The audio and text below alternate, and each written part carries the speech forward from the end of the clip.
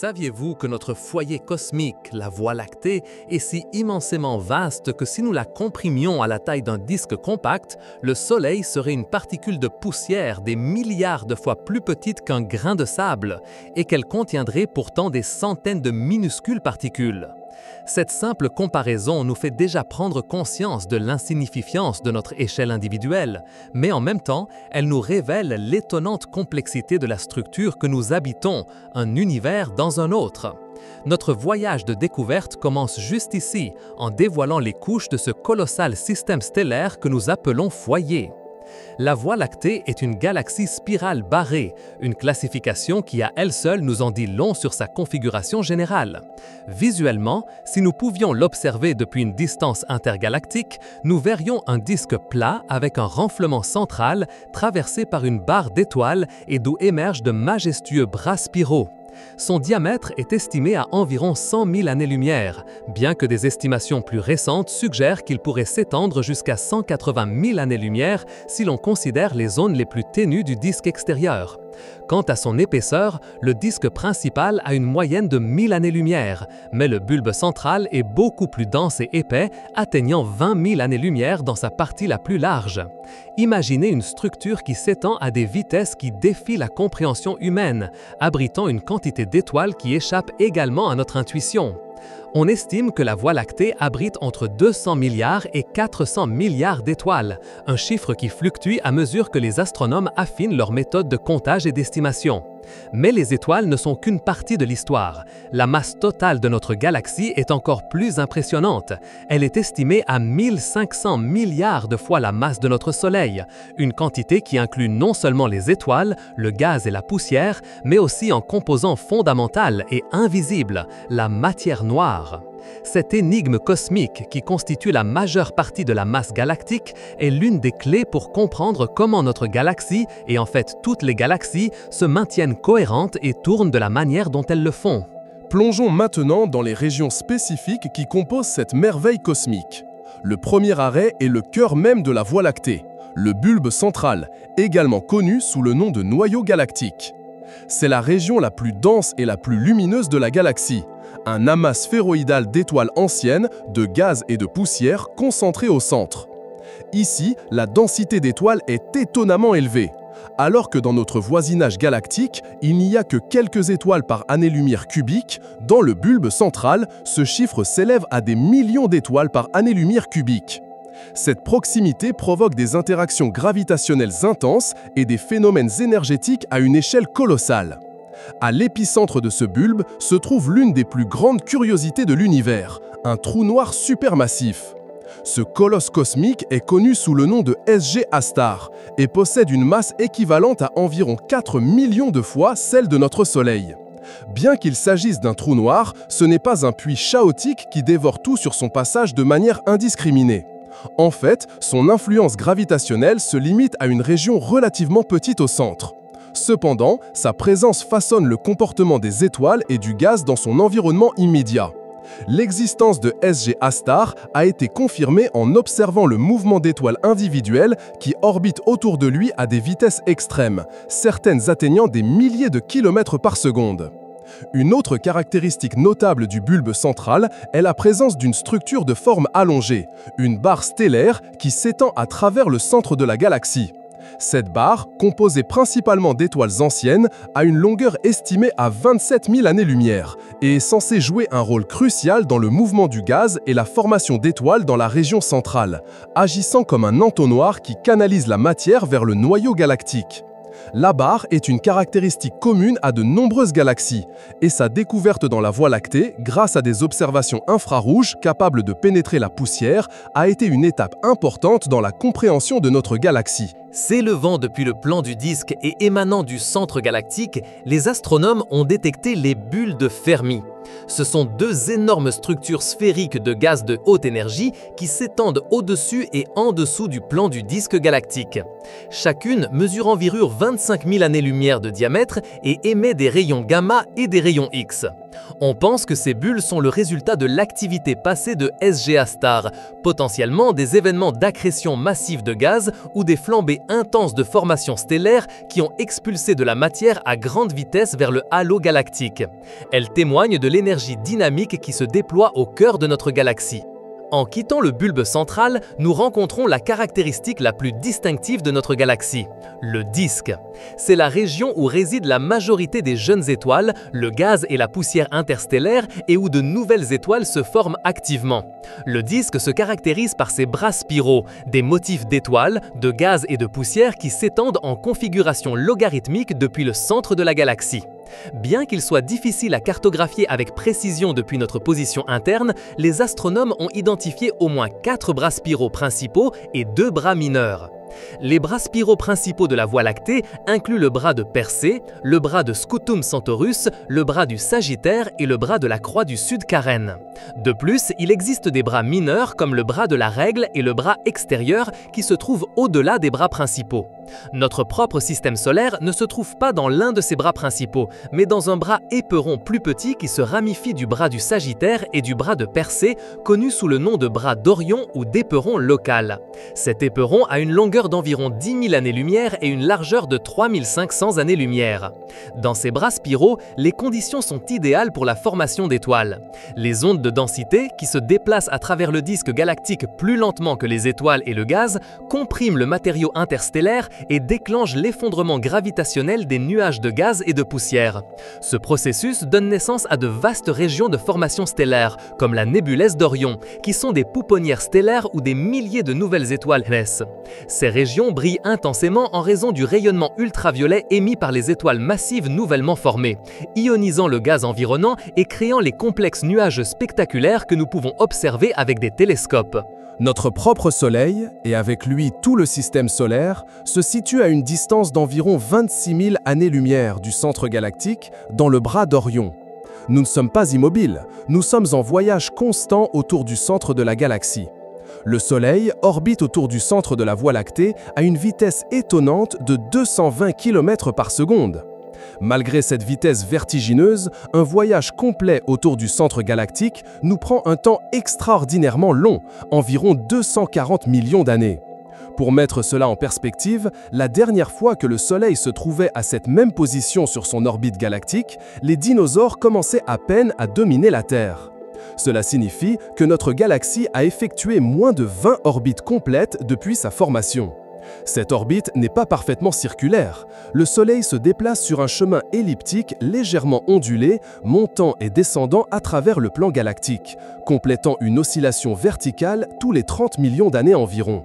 Cette danse galactique, bien qu'imperceptible pour nous au quotidien, a des implications à long terme pour notre environnement cosmique et possiblement pour l'évolution de la vie sur Terre, en nous exposant périodiquement à différents environnements au sein du disque galactique. Au-delà du disque, et enveloppant à la fois le bulbe et le disque, se trouve le halo galactique. C'est une région sphérique et beaucoup moins dense que les précédentes, composée principalement d'étoiles anciennes, d'amas globulaires et d'une vaste quantité de matière noire. Les amas globulaires sont des collections denses de centaines de milliers, parfois jusqu'à 1 million, d'étoiles très anciennes, qui se sont formées au premier stade de la Voie lactée. Entre 150 et 200 de ces amas ont été identifiés en orbite dans le halo, agissant comme des fossiles vivants qui nous fournissent des indices essentiels. L'histoire et la formation de notre galaxie. Le halo est aussi le domaine de la matière noire. Bien que nous ne puissions ni la voir ni la détecter directement avec les méthodes actuelles, son influence gravitationnelle est indéniable et fondamentale pour la structure de la Voie lactée. Si la matière noire n'existait pas, les étoiles des régions extérieures de la galaxie devraient se déplacer beaucoup plus lentement que ce que nous observons, et la galaxie elle-même se désintégrerait en raison de la force centrifuge. Cependant, les courbes de rotation des galaxies montrent que les étoiles des régions externes tournent à des vitesses presque constantes, ce qui ne peut s'expliquer que s'il y a une énorme quantité de masse invisible qui exerce une attraction gravitationnelle supplémentaire. On estime que la matière noire constitue environ 85% de la masse totale de la Voie lactée, s'étendant bien au-delà du halo stellaire visible. Les courants stellaires sont un autre phénomène fascinant observé dans le halo. Ce sont des traînées allongées d'étoiles qui ont été arrachées à des galaxies naines ou à des amas globulaires qui se sont aventurés trop près de la Voie lactée et ont été déchirés par son immense force gravitationnelle. Ces courants, tels que le courant du Sagittaire ou le courant des nuages de Magellan, sont des preuves directes du processus d'accrétion galactique, où des galaxies plus grandes, comme la nôtre, cannibalisent d'autres plus petites, incorporant leurs étoiles et leur matière à leur propre structure. Étudier ces courants nous permet de reconstituer l'histoire des fusions et des collisions que la Voie lactée a subies au cours de milliards d'années. La position de notre système solaire au sein de la Voie lactée n'est pas aléatoire, c'est un facteur clé pour notre existence. Nous nous trouvons dans ce que les astrophysiciens appellent la zone habitable galactique ou la zone boucle d'or galactique. Cette région se caractérise par le fait qu'elle est suffisamment éloignée du bulbe central pour éviter les radiations intenses et les fréquentes explosions de supernovas qui se produisent dans le noyau galactique où la densité stellaire est beaucoup plus élevée. Être trop près du centre impliquerait une exposition constante à des radiations létales et une instabilité gravitationnelle qui empêcherait probablement le développement de systèmes planétaires stables. En même temps, nous ne sommes pas trop loin des bras principaux, ce qui assure une quantité suffisante d'éléments lourds, appelés métaux dans le jargon astronomique, qui sont nécessaires à la formation de planètes rocheuses comme la Terre et au développement de la vie telle que nous la connaissons. Ces éléments lourds sont forgés à l'intérieur d'étoiles massives et se dispersent dans la galaxie par les explosions de supernovas. Une localisation intermédiaire comme la nôtre garantit un approvisionnement adéquat de ces matériaux sans les inconvénients d'être dans les régions les plus actives et dangereuses de la galaxie. La Voie lactée est un système dynamique et en constante évolution. Elle n'est pas statique. Tous ses composants, des étoiles individuelles aux bras spiraux, sont en mouvement. La rotation de la galaxie n'est pas celle d'un disque rigide, c'est une rotation différentielle. Les étoiles et le gaz les plus proches du centre tournent plus vite que ceux qui se trouvent dans les régions extérieures, ce qui fait que les bras spiraux s'enroulent et se remodèlent avec le temps. Cette complexité dans la dynamique interne de la galaxie est cruciale pour comprendre comment ces structures se maintiennent et évoluent. En plus de sa rotation interne, la Voie lactée interagit avec d'autres galaxies dans son voisinage. Actuellement, elle est gravitationnellement liée à plusieurs galaxies satellites, les plus proéminentes étant les nuages de Magellan, le grand nuage de Magellan et le petit nuage de Magellan. Ces deux galaxies naines, visibles à l'œil nu depuis l'hémisphère sud, orbitent autour de la Voie lactée et, par les forces de marée gravitationnelle, sont progressivement distordues et dépouillées de leur gaz et de leurs étoiles qui finiront par rejoindre notre galaxie.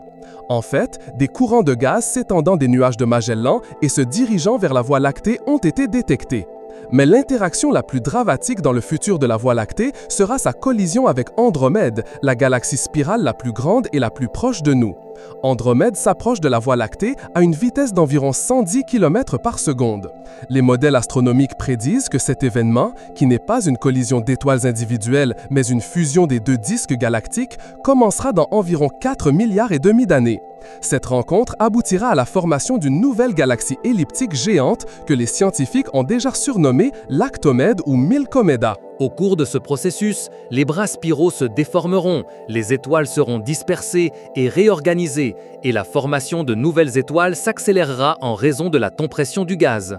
Bien que la distance entre les étoiles soit si vaste que les collisions stellaires individuelles seront extrêmement rares, les systèmes planétaires comme le nôtre pourraient être expulsés vers de nouvelles orbites ou même être éjectés dans l'espace intergalactique. Cependant, à ce moment-là, notre Soleil aura déjà épuisé une grande partie de son combustible nucléaire et sera transformé en géante rouge, marquant la fin de sa vie telle que nous la connaissons. L'un des plus grands défis pour les astronomes est d'étudier la structure de notre propre galaxie. Contrairement à d'autres galaxies que nous pouvons observer de loin, obtenant une vue complète, nous sommes immergés dans la Voie lactée. C'est comme essayer de décrire la forme d'une forêt en étant debout au milieu. Pour surmonter cette limitation, les scientifiques utilisent diverses techniques. L'une d'elles est l'observation d'autres galaxies spirales à distance, ce qui nous donne des analogies visuelles de ce à quoi la Voie lactée pourrait ressembler de l'extérieur. Une autre technique cruciale est l'utilisation de différentes longueurs d'onde du spectre électromagnétique. La lumière visible est facilement bloquée par les denses nuages de poussière et de gaz qui se trouvent dans le plan galactique, ce qui obscurcit notre vision de nombreuses régions de la galaxie, en particulier vers le centre. Cependant, les ondes radio et la lumière infrarouge peuvent pénétrer ces nuages de poussière, permettant aux astronomes de cartographier la distribution du gaz d'hydrogène froid qui émet dans les longueurs d'onde radio de 21 cm et des étoiles, c'est de la poussière qui émettent dans l'infrarouge. Ces cartes détaillées ont été fondamentales pour révéler la structure des bras spiraux, de la barre centrale et du bulbe. Les données des missions spatiales comme Gaïa, de l'Agence spatiale européenne, ont révolutionné notre compréhension du mouvement et de la distribution des étoiles dans la Voie lactée. Gaïa mesure avec une précision sans précédent les positions, distances et mouvements de milliards d'étoiles, ce qui nous permet de construire une carte tridimensionnelle de plus en plus précise de notre galaxie. Ces données ont permis de découvrir de nouveaux courants stellaires, d'affiner la mesure de la masse de la Voie lactée et de mieux comprendre la dynamique de sa rotation. L'incroyable structure de la Voie lactée est plus qu'un simple objet d'étude scientifique. C'est notre foyer cosmique, une toile sur laquelle se déroule l'histoire de la vie et de l'univers. Chaque étoile que nous voyons dans le ciel nocturne fait partie de ce vaste système, et chacun de nous est un infime habitant de l'une des milliards de galaxies qui peuplent le cosmos observable. Comprendre notre galaxie nous permet d'apprécier l'ampleur de notre place dans l'univers et l'intricat réseau de forces et de phénomènes qui la gouvernent.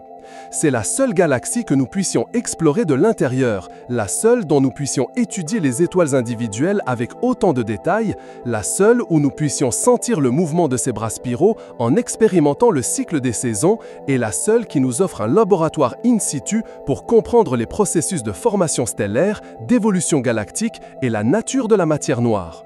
La Voie lactée est un rappel constant de l'incroyable beauté et complexité de l'univers qui nous entoure, un témoignage que l'exploration ne finit jamais et qu'il y a toujours plus à découvrir. Chaque nouvelle avancée technologique et chaque nouvelle observation nous rapproche un peu plus du dénouement des secrets de ce vaste et merveilleux foyer cosmique.